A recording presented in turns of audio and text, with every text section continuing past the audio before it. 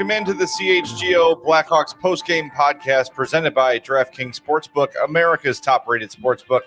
Download the app and use promo code CHGO when you sign up. Welcome in. Happy Sunday morning. Thank you, Patrick Marlowe. I'm Jay Zawaski with Greg Boysen and Mario Tirabassi. The Blackhawks win 4-3 in the shootout against the lowly and stupid and annoying San Jose Sharks. If you're with us in the post-game show, we appreciate you very, very much. Make sure you smash that like button for us. Make sure you're subscribed to our YouTube page as well. If you're a podcast listener, thank you there as well.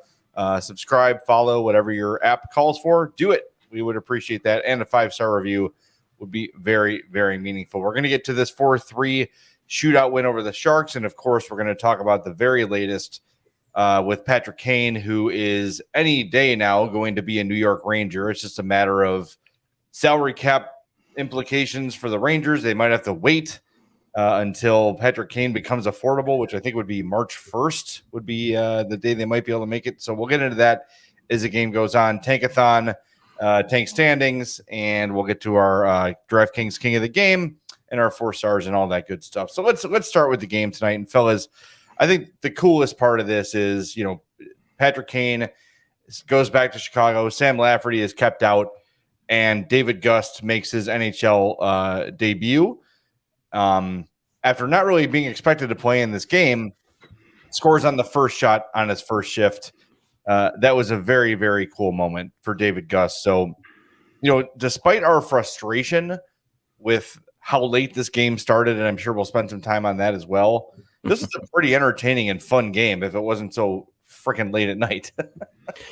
Yeah, if I wasn't 22 hours straight of being awake, this game would have been a little bit. I would have had a little bit more juice going into this game. But yeah, David Gust, taking a page out of Jonathan Toews' book, scoring on his first ever shot on his first ever shift in his first ever game. Just quite the story that he has going for him right now, earning his first ever NHL contract. Something that we had talked about as the season progressed, the way he was playing in Rockford this year. It was just felt like a matter of when and not if the Blackhawks were going to give him an NHL deal for the way that he's been playing, and he gets the deal as he's expecting his wife is expecting their daughter, I think in like a few weeks. And then gets in his first game, scores his first goal. Like, all of this is quite the story for a guy who, as it turns out, kind of story came out recently this week that he was contemplating calling it a career after winning the Calder Cup last season with the Chicago Wolves before signing with the Ice Hogs. So, quite the story for Gust, and this was, the Hollywood script writers strike again on this night for sure. So awesome to see, really cool. Yep, David Gust can forever be mentioned in the same sentence as Jonathan Toews and Mario Lemieux for scoring on his first shot in his first shift in his first game. Pretty cool, and I bet you it was also kind of a cool moment for him, not only having his parents there, but his head coach, who he won the Calder Cup with the Chicago Wolves, Ryan Rosofsky, now a San Jose Sharks assistant. So got to score his first NHL goal for a guy he had some success with in the AHL. So that had to be a cool moment. Good for him. A lot of fun. And congratulations on your first goal and your inevitable Chevy commercial. Drive what Seney and Gust drive. That's what's happening for the rest of the year. Absolutely. Yeah, we've got a $5 super chat from Casimir Kanabraki, who says, what will Chevrolet's new Hawks commercial slogan be? Drive what Derek King drives? Hearing that commercial makes me sad. Yeah, it was really weird. They didn't have any dialogue on the commercial. It was just that repetitive, annoying drum beat that we hear every commercial break of a Hawks game. Kane and Toews were on there, but they weren't mentioned in any way, shape, or form. But I don't know. That's the question: is who gets the endorsements? I'm gonna imagine Seth Jones is gonna be the guy who breaks in all the cash for the Hawks. Drive what all our Johnsons drive. Chris Chelios, maybe. Yeah, there you go. Give it to someone who's not going to leave. We've also got a super chat here from Brandon, $2 super chat. Thank you. He says David Gust is a good player. Congrats to Gusty. Yeah, that was a nice play. Later in the game too, he was on the ground and got a shot off. I don't know if it was in overtime or if it was in the third period, but he was kind of laying on his belly and was able to get a shot kind of elevated, but just shot it wide. Didn't notice him too much between the goal and then that chance late in the game. But hey, to score on your first shot is impressive. And like you mentioned, Mario Lemieux, Jonathan Toews, very good company. So it's good to see these guys from Rockford come up and contribute. I don't think, Gus is a guy who's in their really long-term plans. He's 29. He's not a kid. But to see a guy fulfill this dream after grinding at it for so long, especially for his hometown team, it's really, really cool. Yeah. He'll get a couple games here at the end of the year. We'll see what happens next year because his deal goes through next season. But he'll go back to the Ice Hogs eventually, and he'll play a huge role for them as they push for the playoffs. So it'll be fun to watch him and continue that in Rockford. Yep. Hey. So all three AHL All-Stars this season have now scored in the NHL for the Blackhawks. Seney, Gust, and Lucas Reichel had a goal earlier. So all three of those guys are All-Stars for the Rockford Ice Hogs, and they have all found the back of the net in the NHL. Good for Brett Seney too. That was a heck of a shot. Yeah, so good. Max Domi copied it in the third period for his goal. Yeah, looks like they went to school on Kakinen on that a little bit, huh? Everyone was kind of shooting, and the Sharks were doing the same thing with Mrazek. They were shooting high glove on him all night too, and I cannot believe that late blast from Carlson did not score. Ooh, that was just like, oh my god, that thing was a rocket. That's cool. And how is he? We're going to get to our 4 stars of the game. How is Erik Karlsson not one of the stars of the game? That dude was. I can't understand what happened with him. Who gets better? He's one of the best offensive defensemen in the league for a long time. Then falls off. Then the Sharks become one of the league's worst teams, and he's got 77, 78 points. Well, no Brent Burns. Yeah, because they were splitting the offensive defenseman role there. He was taking power play time away from him, and a lot of that stuff. So Brent Burns getting traded in a resurrection of Erik Karlsson's offensive numbers. I think that goes hand in hand. 6 shots on goal, 3 more shot attempts, 2 takeaways, and a block shot. That's a hell of a game for a guy to not get a star. But we digress. Screw the SNJS podcast can give him one of their 4 stars. Yeah, if Brandon ever expands to San Jose, good luck with a moniker for that place. All right, let's we all kind of agree to never really complain about this because we're all 3 of us are doing our dream jobs, but we're complaining. San Jose, get it together, like. Dude. And I don't know if Sharpie was being hyperbolic when he said that Patrick Marleau talked for 45 minutes. No, that's the legit. He had a 45 fucking minute speech. What the shit is that? It's like Chappelle's show. Wrap it up. Nobody in that building wanted to hear Patrick Marleau talk for 45 minutes. Nobody. There's not nobody a hockey player in the history of the game I want to hear talk for 45 minutes. Except my Christ, like seriously, just because you had the longest career in NHL history doesn't mean you have to give us the longest speech. Shut up and sit down already. It's 1 a.m. Yeah, I mean they started, and they did kind of what the Hawks did with Hossa, where they started the whole thing like significantly before puck drop. But it delayed the game by an hour. Dude, you have to run that speech by someone and be like, dude, cut it down. It's unacceptable. Or someone's got to get in there and be like, hey, we got a game to start here. Like someone's got to signal to him like, all right, wrap it up, man. Yeah, right. Someone's got to. Where's the Oscar music when you need it? Just start playing the organ. For real. Like that when I wasn't even paying attention to the ceremony, and I saw Ben Pope's tweet that said, well, Patrick Marleau ceremony went very long and puck drop is now at 9:57.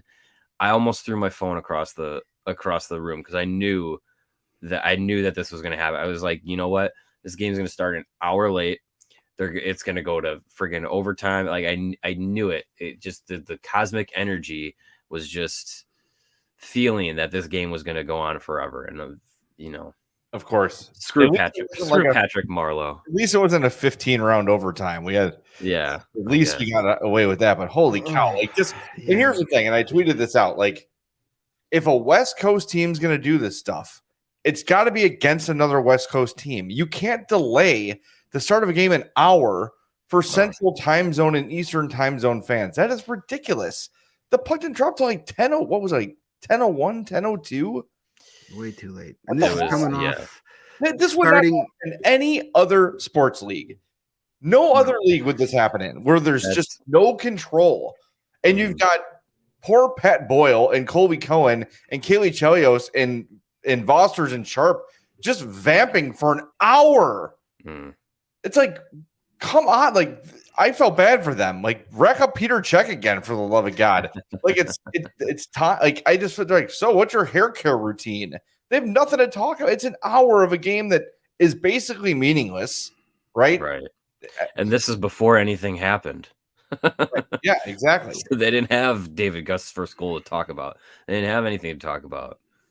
Oh my God. Yeah, it was brutal. So anyway, it just goes to show you, we got a lot of people active in the chat right now. We appreciate you being here with us 1 a.m. on a Saturday night. We appreciate your dedication, and we love this job. But things like this they're so NHL and they're so preventable, and it's just, like when the hostess ceremony happened, that game started pretty much on time. It did start on time because they did it 2 hours before puck drop. Yeah, everything happened on time. Nothing got delayed. They said everybody get in the building early because it's going to start at 4:30 because we're dropping the puck at 7 or whatever it was. Yeah, and they 4 did, o'clock and they 6, did that. Yeah. And they did that. It's ridiculous considering in the last couple of weeks we had an 8:45 Central start between the Stars and the Blackhawks, both Central Division teams. We had a 9 o'clock start that was delayed by some stupid ceremony in Winnipeg by two Central times, time zone teams.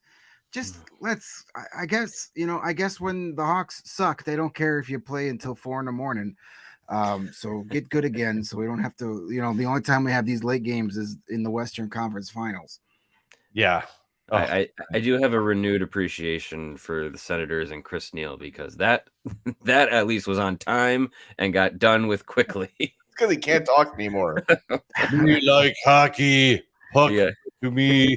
He didn't have 1,700 games to go by one.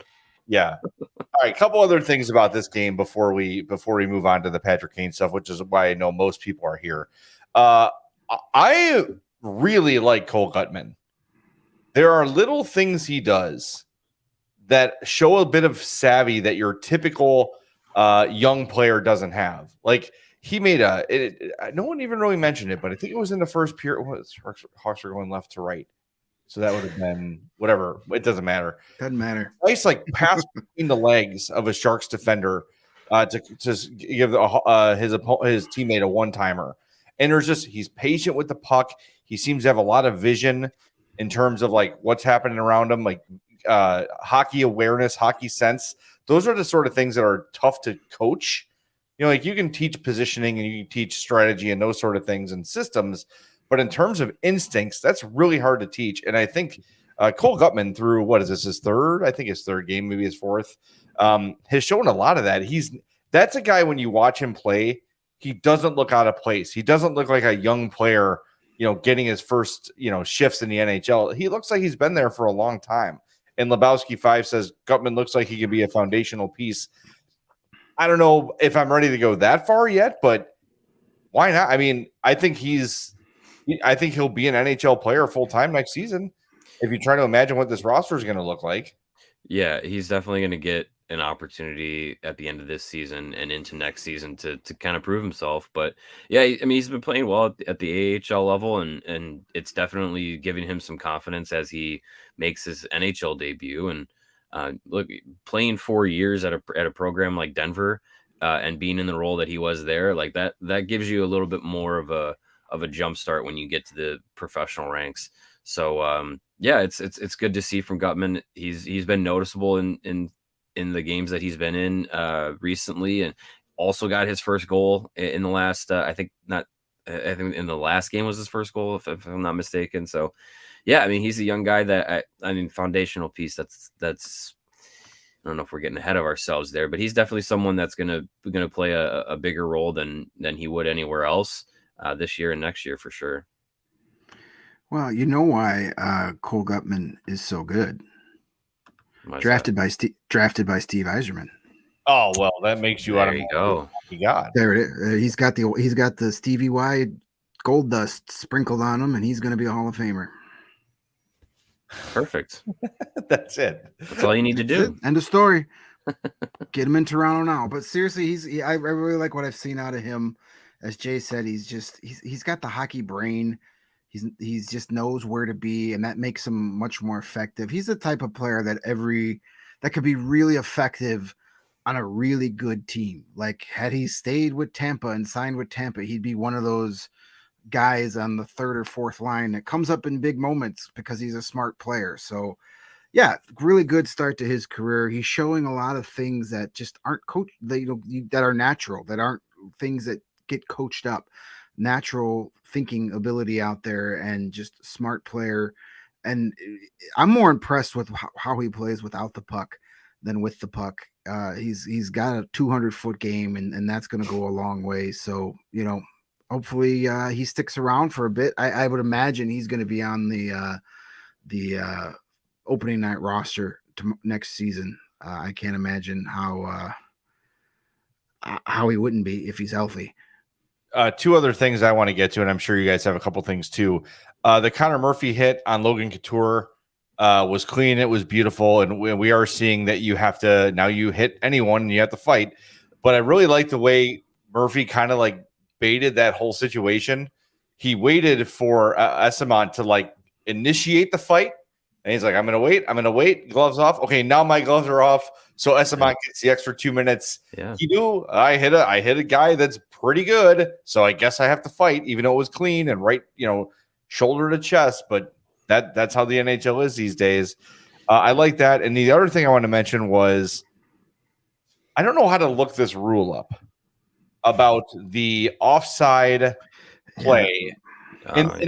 In the NHL public relations account, they always will send a tweet after like a play is overturned or reviewed with an explanation. In the explanation they tweeted out, there's no mention at all of the Jack Johnson penalty. And you could see Jack Johnson saying to the referee, but the play never happened. The play never happened. If the play is reviewed and it's reviewed as offsides, everything that happens after that moment should not count in the game, right? A goal is disallowed. The penalty should also be disallowed, I think. Yeah, because the play should have never happened. So therefore, if the goal didn't happen, the penalty shouldn't have happened either. I was very confused because when Vosters and Sharp was talking about it, I was like, what are you two talking about? It's not going to count. It's going to go back to when the puck was considered offside. That play never happened. And then they said the penalty. I didn't understand that. Did the game clock go back to when the puck was offside, or did it? Yeah. So it was, the goal was scored at 3:43 of the third. That's when it went in the net. The Sharks were awarded a power play at 3:36. So it went back 7 seconds. So yeah, that makes zero sense. I don't know. So it shouldn't have counted. You can even see Luke Richardson. They showed him because he had the successful challenge, but then you could tell I believe he dropped a BS out there, and I was like, what the seriously? Why does that still count? And even Jack Johnson. Well, I think Jack Johnson was kind of more arguing that it was a garbage penalty because I believe it was Martin Kaut was like, "Ooh, owie, look at my hand, Mr. Referee," and he got the call. I think he was more complaining about like, "Are you seriously calling that?" But you could read Johnson's lips, and he was saying, "But the play never happened." He was saying it very clearly, but it never happened. It never happened, and he was kind of laughing about it. Like, how can you call a penalty on something that never occurred? Yeah, it doesn't make sense. Yeah, I mean, because I don't know. It was weird. The penalty was getting taken off anyway because they had scored on a delayed penalty, and then they take the goal off, but they let the penalty stand. It doesn't doesn't make a lot of sense. Yeah. All right. Why don't we get to our 4 stars of the game here, and then we'll do our DraftKings King of the Game, and then we will move on to the Patrick Kane conversation. The 3 stars of the game for the San Jose Sharks, Marc-Edouard Vlasic. He had 2 assists and was a +2. Number 2 star, Nico Sturm. He had 2 assists and was a +1. And your number 1 star of the game, Peter Mrazek, with 32 saves on 35 shots. Peter Mrazek was outstanding in this game. Looked really confident, really comfortable, terrific in the shootout. He played really well and is probably the main reason the Hawks won this game. Yeah, it was his third 40 save performance of the season. Not too bad. Not too bad at all. Yeah, that was good. All right, so my 4 star of the game, I'm going to give it to Caleb Jones.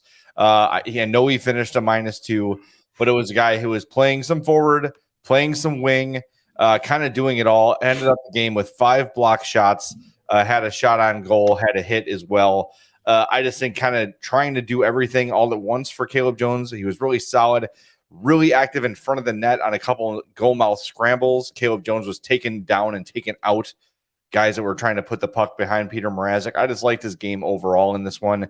It's a guy that doesn't get a lot of credit from us, and he's not the greatest player in the world, but I wanted to shout him out in this one because I think, all things considered, I thought he had a really solid game.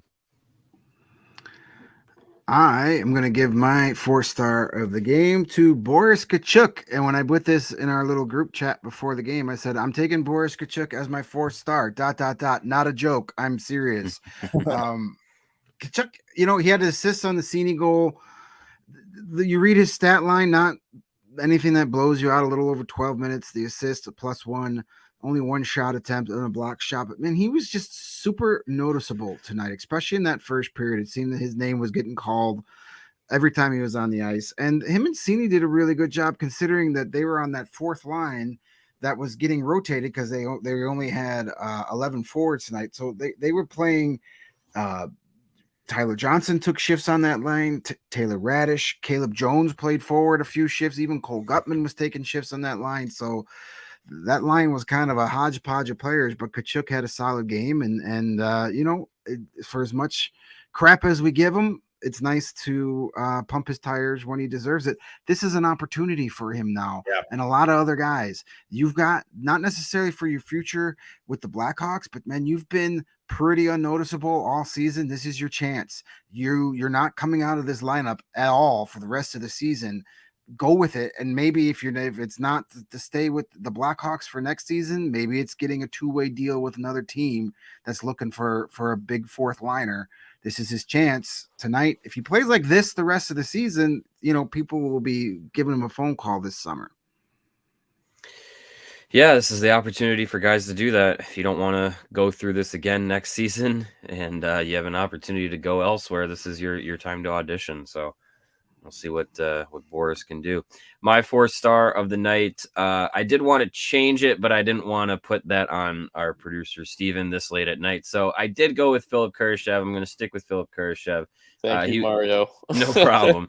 He was very noticeable tonight. A lot of mixing it up, a lot of chances on the power play in the overtime period. I really thought Kurashev was going to either set up the game winner or score it, but he had a fine game tonight. I was going to change it to Max Domi. Yeah. When you sacrifice teeth and score a goal in a game, like, you deserve some recognition. So I'm going to give a honorary star to Max Domi tonight. He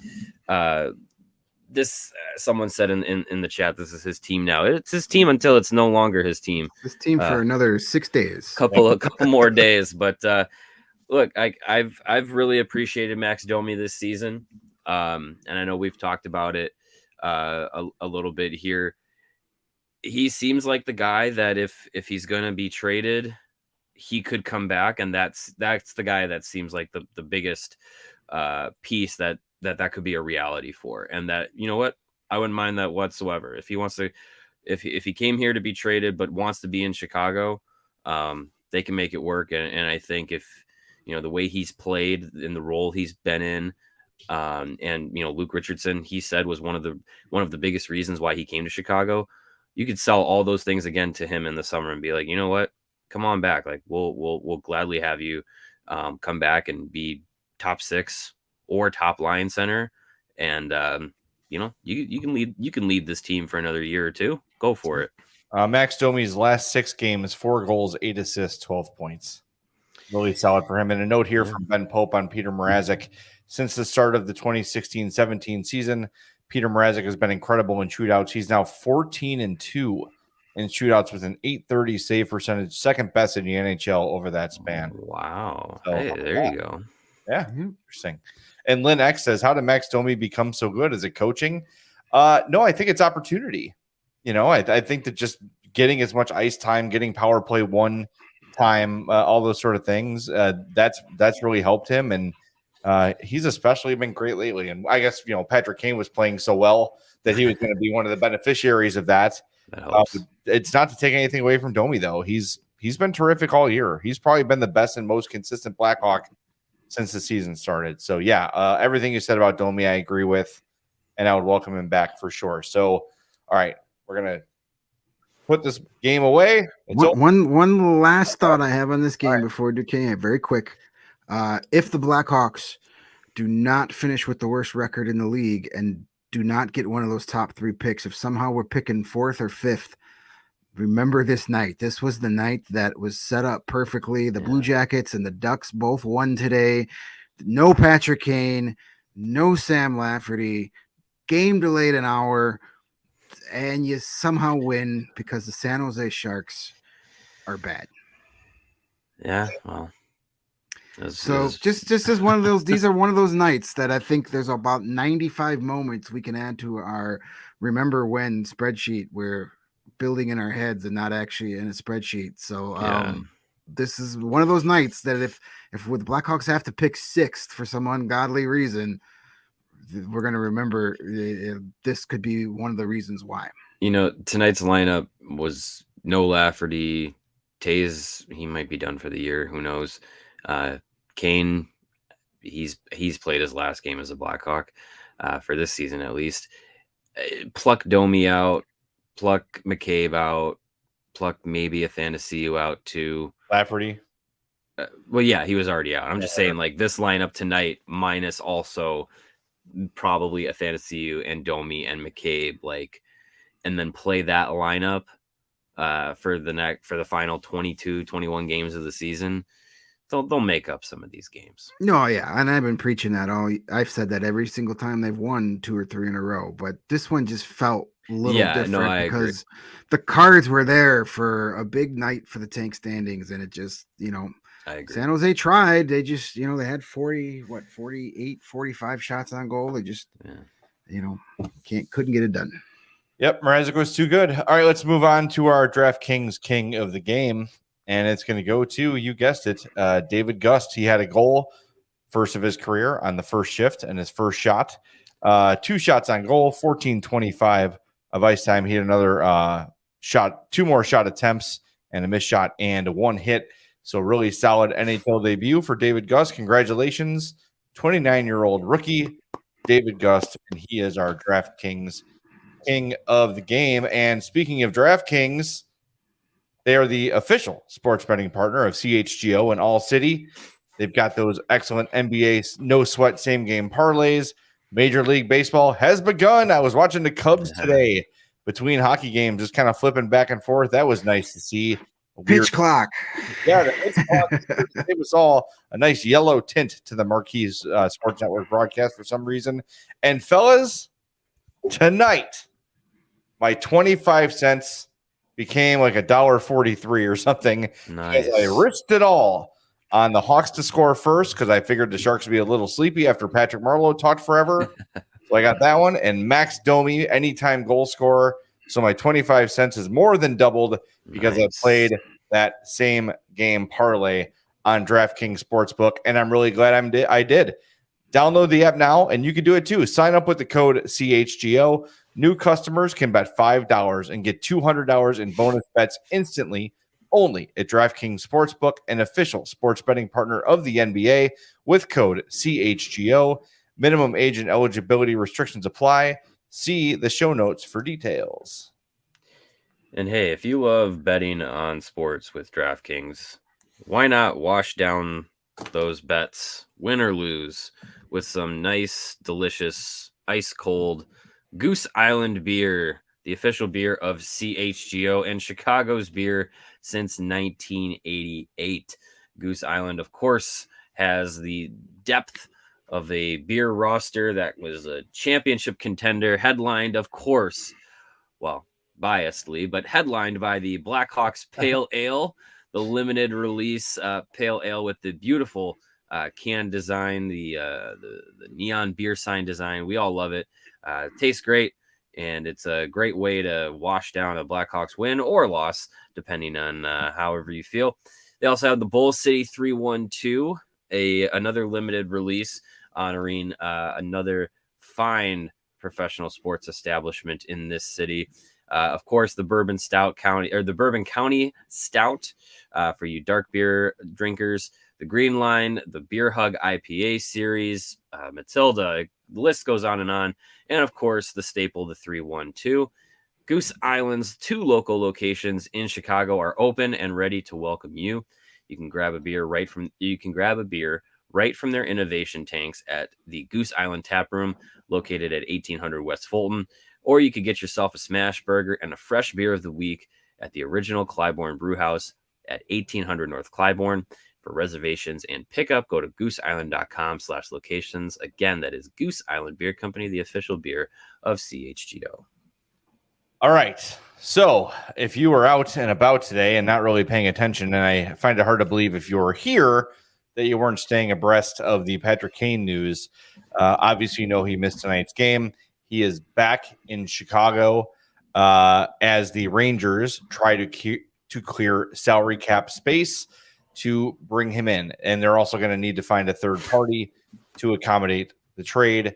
Kravtsov was traded to the Canucks today. Decision was waived, so he'll be sent down if he's not claimed tomorrow. So there's maybe $1.5 million they were able to clear away. It's really late. Is it Lindgren who got the injury? Yeah, Ryan Lindgren got hurt and didn't look good. So they could have after the game. Yeah, they could just be like, hey, you're on LTIR. We don't really care how bad it is. Let's get this trade done. We'll see you game 1 of the playoffs. Yeah, so it's going to happen. It's going to happen at any time. And I know when we saw the other night that the Rangers were scratching Decision and Kravtsov, everyone thought, okay, those are the 2 guys that are coming to Chicago in this trade. Well, heard yesterday, I think I heard Elliot Friedman say this, but I was also told this by a source that there is a real fear that Kravtsov leaves the NHL and goes back to play in the KHL next year. So that's obviously going to diminish any interest in him. Decision's just a guy, so no big concern there. Now, I was texting with a source tonight, just trying to get as much info as I could, and I didn't get a ton, but I will say this. I don't think that the first round pick, either this year or next, is completely off the table. I know Chris Drury has said, I don't want to give up a first round pick. I get that. I understand that the Rangers have the Hawks up against the barrel a little bit, or over a barrel, because Patrick Kane wants to go to the Rangers and only the Rangers. However, now that the entire world knows that, there is pressure on the Rangers to get it done.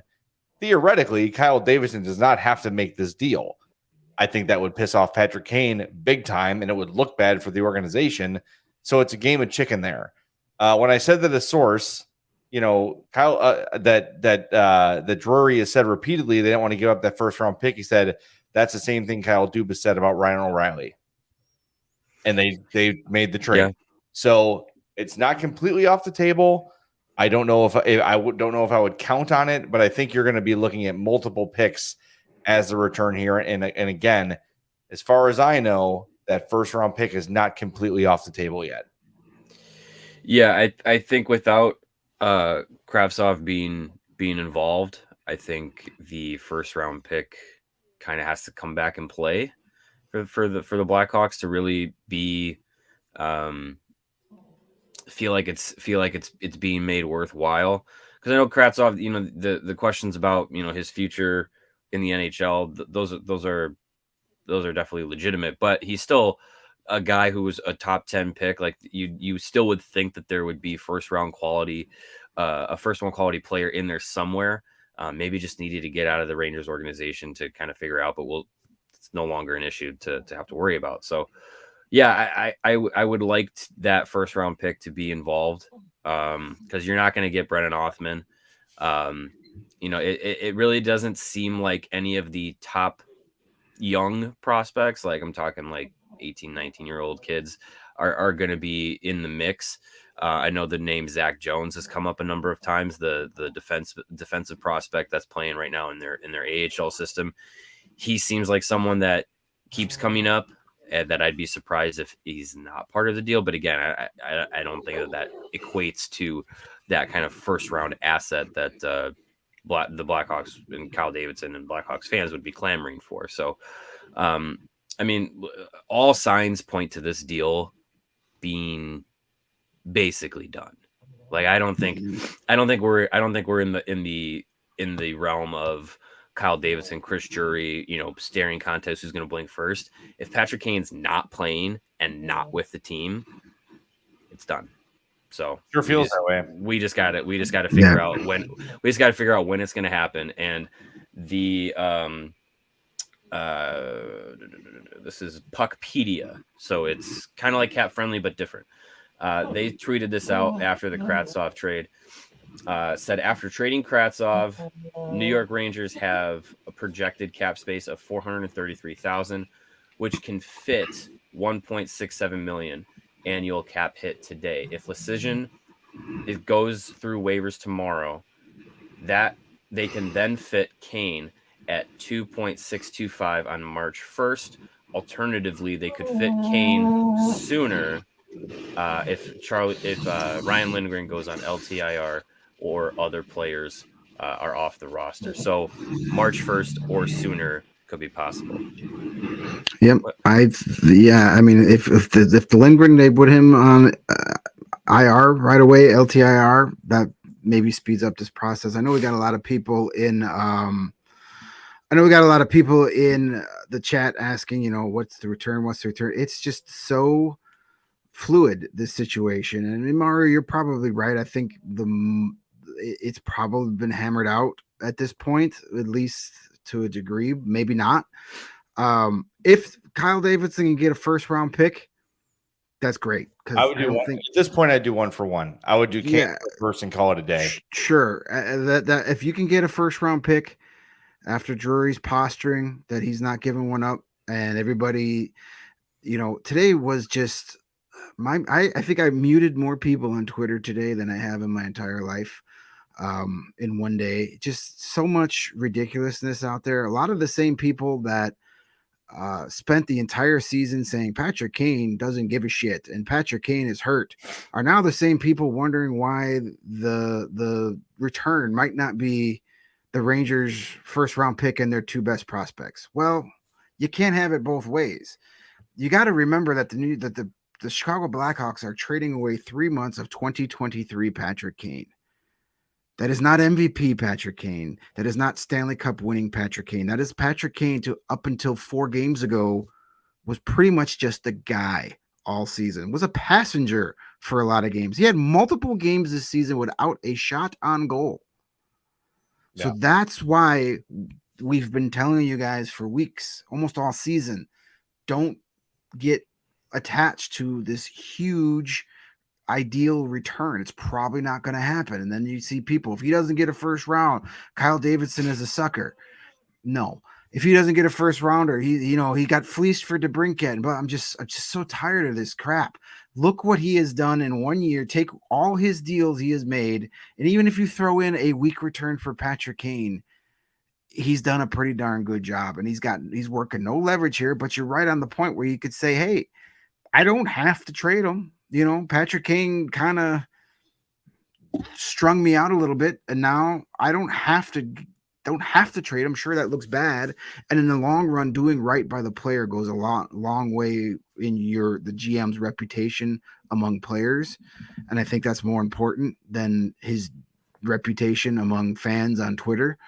So if a superstar player like Patrick Kane says, I want to go to the Rangers, and you're willing to take a little bit less than you probably would have gotten anywhere else to make that happen, players talk about that, and that could make a difference down the road too. So it's just, the situation is so fluid. I cannot wait for this to be over, and I'm looking forward to this conclusion here, and so yeah, we'll be ready to give you the news once it breaks. And I know we've got a boatload of super chats here tonight, which is crazy for the time of the show.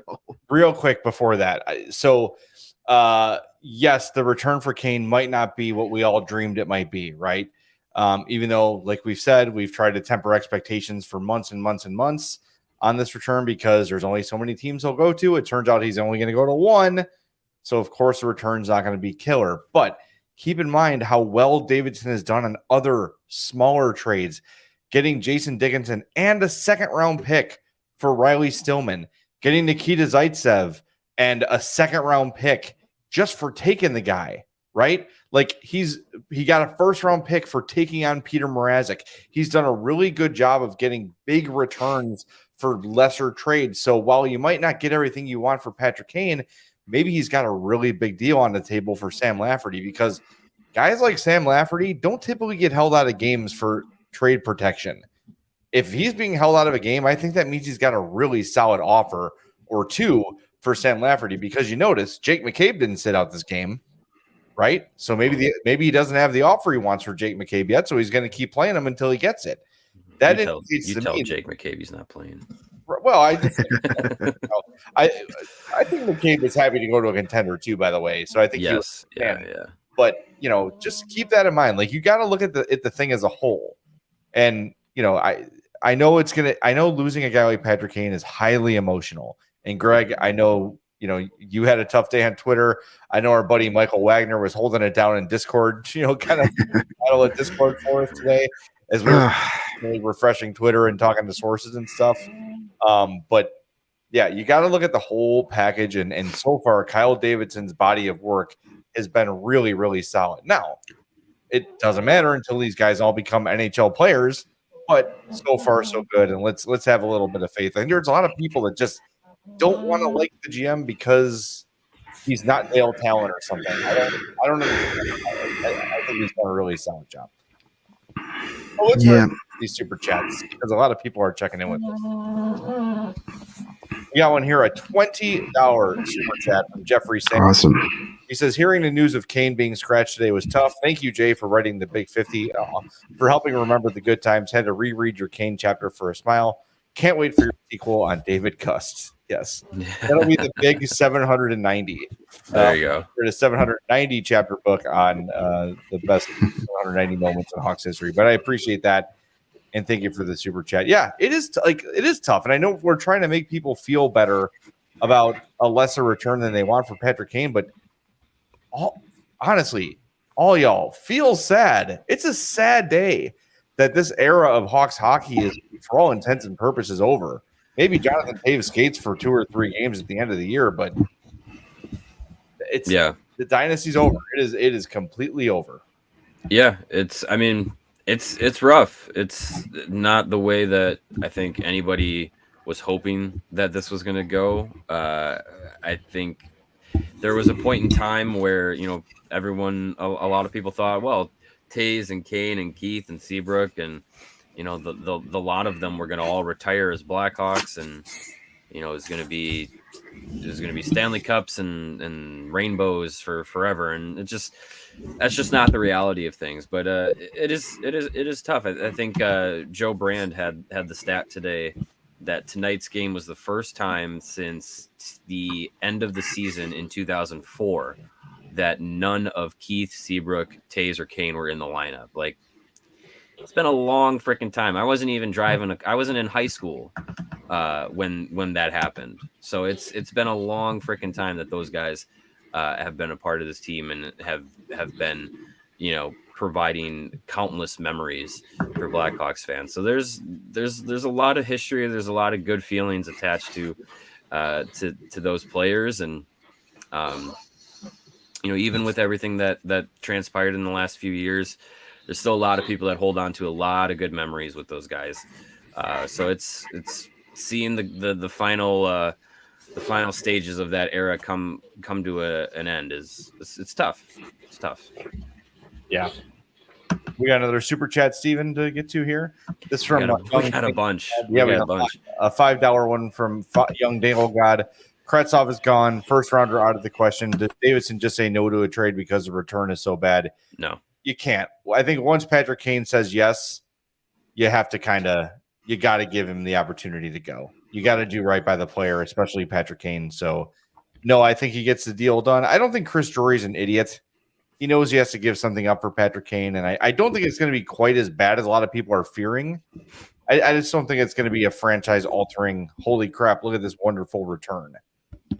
It's not going to be like a third-round pick and some scrub, but it's not going to be a first in Cabo Caco either. It's not going to be F considerations. Yes, exactly.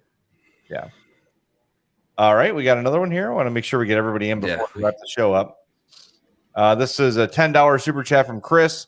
Tanking is bad for the game, especially with the garbage lottery and cap rules. By the way, Domi is looking like a guy I'd like to have back, even if he gets traded, which should garner a first or second round pick at least. We talked about Domi before. I don't know if Domi's going to get a first. Maybe. And if it's I think a high second. Well, unless a contender has a high second stash somewhere, and I'd have to look to see, only a contender is going to be trading for Max Domi. So if it's a second round pick, chances are it's going to be in the second half of the second round because it's going to be a contender trading for him. Send him to a wild card team. Yeah, but you're right. Like, Chris, without the hard cap, this probably doesn't happen. Yeah. Artemi Panarin is still here. Teuvo Teravainen is still here, and on and on and on. Maybe Brandon Saad is still here. Like, there's a lot of guys that are still Blackhawks, if not for the hard cap. And I hope at some point they get into some kind of luxury tax situation where teams can spend over and they got to kick in a little more to the whatever. The hard cap is bad for the game because it's punishing teams that draft and develop well. That's the reality. If teams get too good and too many good players, then they're forced to get rid of good players simply because of the hard cap. And that sucks. When you look at the Dynasty Blackhawks, most of those guys, aside from Hossa and aside from Sharp, were homegrown. And a lot of them, yeah. And it's a tough pill to swallow when you're like, well, we have too many good players. We did our jobs too well. Right. And yeah, if they didn't have the hard cap, this iteration of Blackhawks ownership during the Modern Cup era, they would have spent money because that team was making so much money. Yeah, like the revenue generated from that era of Blackhawks, domination. They were the marquee team in the league, always on national TV, always playing in the outdoor games, even if they lost every year. And sellout, the sellout streak was what, 500 games or something crazy like that. So they were making so much money that they would have had the ability to go into the luxury tax and say, you know what, this Panarin kid, we're going to keep him around because we're going to throw cash at him. We're going to keep Brandon Saad around. We're going to keep all these players. We're going to keep Teuvo Teravainen because we don't need to worry about dumping Brian Bickle's contract. Like all those things could have been a reality. And it's that 2010 team was a casualty of the hard cap because they couldn't pay everybody. Yeah. Got a comment here from John that says, personally, I think I would just keep Domi, need some NHL players on the roster, and seems like a good guy to keep during the rebuild. That might be one of those guys where Davidson sets his price and says, if it's not met, I'm not trading him.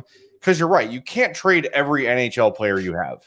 You simply can't do that. And maybe early in the season, they weren't thinking there was going to be a market for Lafferty. So now there is. So he says, okay, that second round pick or whatever I was going to get for Max Domi, I'm going to get for Lafferty instead. I'll just keep Domi and re-sign him, and he's here for the next 3 or 4 years. I think I would have no problem with that. If Max Domi doesn't get traded, I have no issue with it at all. It could be, or Lafferty could maybe switch up for Athanasiou. You signed him to trade him, and I don't know if there's much of a market for him at this point, but we'll see. He seems like at this point it would be like 11th hour. A team is looking to just get somebody. And right, just it on the big players and right, yeah, something. Yeah. Definitely. A couple more super chats, Steven. We got one from Casimir. Casimir, who would you rather fight, Ditka or Jake McCabe? Well, Ditka is like old and frail now, which is very sad. I don't know how. I don't know. I would definitely fight Ditka right now, just because I'm not as fearful of the retaliation punch, and he's just been more punchable over the last few years than Jake McCabe ever has. Yeah, I think Jake McCabe is the last people I would fight, for the record. I would not fight 85 Bears coach Ditka. No, he could rip a deck of cards in half. I heard that. Yeah, that's impressive. I Jake don't know McCabe why. might be able to do that too. You might. And we got another $5 super chat from Evan. He says, keep up the great content and excited for the months ahead with the deadline and draft coming up. Who is your favorite draft player outside of the top 5? Ooh. I honestly, I haven't even really started digging in on like the deeper in the draft yet. Jay, you gotta catch the rebuild report. Oh, I do. But, I don't know if I picked a favorite. I'll just say Andrew Crystal because I know the Hawks like him, and if they pick him, I'll sound smart. There you go. Yeah, that's a good guy to like. Yeah. My favorite outside the top 5. There's a lot of good ones to pick from. I do like Gabe Perreault, who's playing with the U.S. development program. He's son of Yannick Perreault, so there's the Chicago connection there. He's climbing the charts though. He's starting to flirt with getting outside of the range that the Blackhawks might have been in late in the first round. So we'll see if he's available. But he's a guy that I've been catching more of as the season has gone on. Yeah, I like I've a guy I've mentioned before, Gavin Brindley, who's playing with Michigan, with Nazar and Fantilli in Michigan. He's just got that Kyle Davidson kind of feel to him, energy guy, good skater, kind of goes to the tough areas of the ice. I like him a lot. And another kid that I've been paying attention to more on the European side, and I wrote about him a little bit in the rebuild report this week, is Otto Stenberg, playing for Frölunda in Sweden right now. Big winger, playmaker. He's got some size, but he's got some skill and some dynamic. He's really good hands and passer, so he'd be a really good guy to set up some of your future goal scorers. So those are 2 guys I'm looking at for that second first round pick.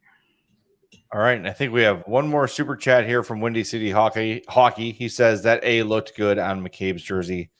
Yep, that's another guy who, if they don't trade, I won't be upset because I love the dude. Mario, how do you feel about Jake McCabe? Yeah, he's cool. Yeah, I mean, I was a little surprised. I guess I didn't. I was wondering that. I was like, okay, Kane is not in the lineup. Who are they going to give the A to? My brain just went to like, oh, well, it'll just be Murphy and Jones. But then I was like, oh yeah, Taze isn't. When I saw the information that McCabe was wearing the other letter, I was like, oh yeah, that's right, Taze is out too. So they had to give somebody. I mean, hey, he's definitely one of those guys who stepped in to the locker room and is a presence. So not surprised that he was in line in the leadership role. So I was playing on that note, I was playing NHL 23 and I wanted to get the rosters right. So I sent Taves to Rockford and called up all the guys. So nice. I want you guys to guess who NHL 23 arbitrarily assigned the captaincy to. On your Blackhawks team? Yeah, I did it like automatically because I didn't have one assigned. It usually goes to like the top rated player that's left. Yeah. I did still have Kane on the team and he wears an A, so it wasn't Kane. Was it Domi? It was Domi. Which I thought was funny. Future captain Max Domi. There you go. I didn't have Reece Johnson in there. I would have made him in the captain. He's on IR. Otherwise, so yeah. Wow. Hey, everyone, thank you so much for all the great comments. We know we got to do the tank update, but first we're going to tell you about Pins and Aces because it's going to be like 60 degrees on Monday. Yeah. Get out there and golf and look good doing it. Let's go. I'm going to wash off my golf clubs. Get ready. Yeah. Well, there you go. If you are going to be one of those guys out there playing in the swampy, mushy Monday golf courses, check out our friends over at Pins and Aces, the official golf apparel partner of CHGO. You're going to love your Pins and Aces gear, and you're going to get tons of compliments on and off the course. They are family-owned golf and apparel business.